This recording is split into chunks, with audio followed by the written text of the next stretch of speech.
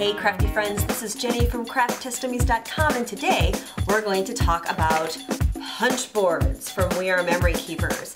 Specifically, today we're going to talk about the candy punch board and the gift box punch board, both out at CHA, and today we get to play with them. So stay tuned and we'll see how they work.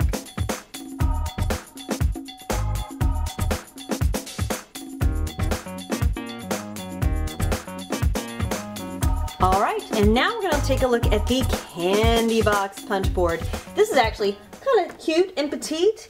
It only measures about 5 inches by 7.5 inches, and again that punch is integrated into the board so you will not lose it. It also features the handy dandy storage with the color coordinated bone folder. Now, does that mean you can't use this one with the other boxes if you got them? Of course you can, but this just matches because it makes us happy. So this board is really unique because it only takes one width of paper, 7 inches.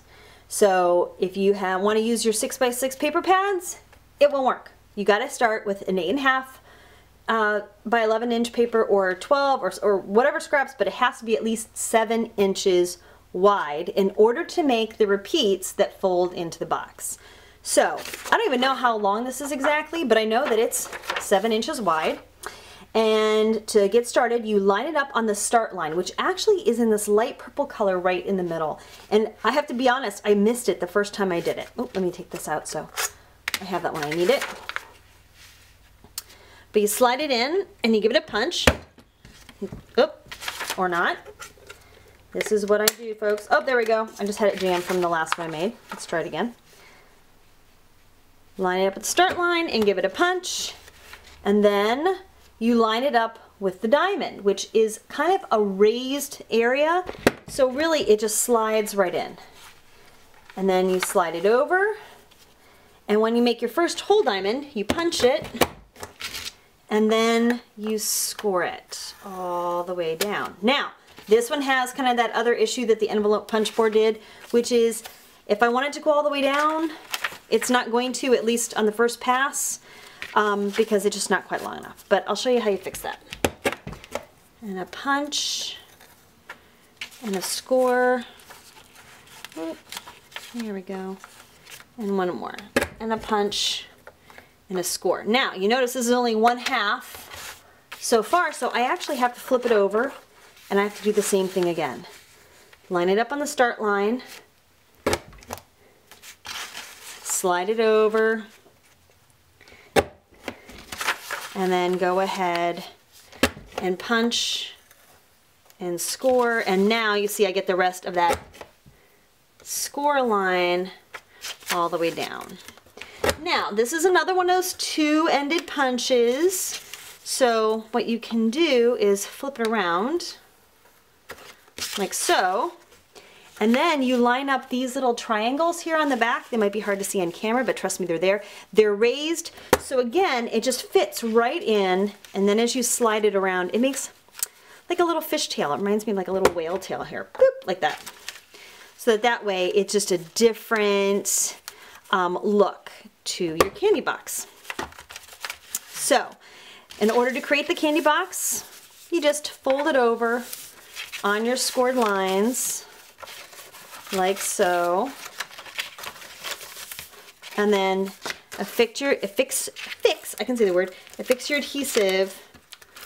along the long edge, fold it over, and you have your box all done, just like this. And then these just kind of fold in. Now, this is text-away paper, so it's a little flimsy for me. I probably would not want to use this too much, just because the box does not have much body.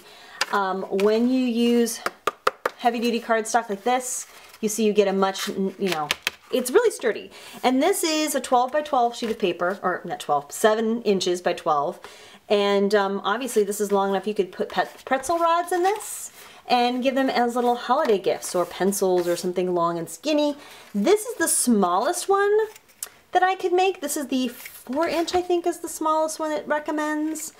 And I think it's like just big enough for a little teeny bonbon. Now, as far as the ends go, if you want them to be completely closed, you will need to use glue and then kind of pinch it closed and use your finger to make sure this pops out instead of popping in. And it's just a little bit of fussing. It's not that big of a deal, but I just wanted to mention that if you just tie it closed, you're going to get something that looks like this. So here's the box, and that's what happens. It ends up being open. You see here?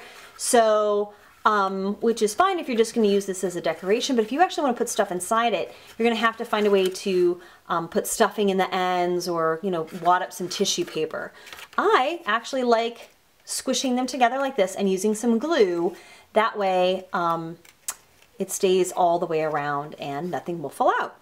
Now, what we like about this is that it's nice, consistent results. What we don't like about this is that you really only get one size box. It can be a short box or it can be a long box, but it's only, you know, this size. That's what it is. I did come up with a little hack for that, and I will be making another video on making a slightly larger box. Actually, this is a preview. This is a slightly larger box. Did you notice? Ooh. But it's really consistent. It's really handy. And if you love to make favors, this is going to be great. I actually have an idea for this for Thanksgiving, so I'll be sharing that later too. So there you go. This is the candy box punch board, followed by, also we had the gift box punch board from We Are Memory Keepers. I hope this was helpful to you. If you have any questions, just leave them down there in the comment section and I'll be happy to answer them. Also, I would really appreciate it if you gave this video a thumbs up if you found it helpful. Giving me a thumbs up helps boost my rankings in YouTube and helps people find this review. Also, please take a moment to subscribe to our channel and set your settings so that you get an email notification. And lastly, we would love it if you connected with us on Facebook and visited us at www.crafttestdummies.com. Thanks so much and have a crafty day.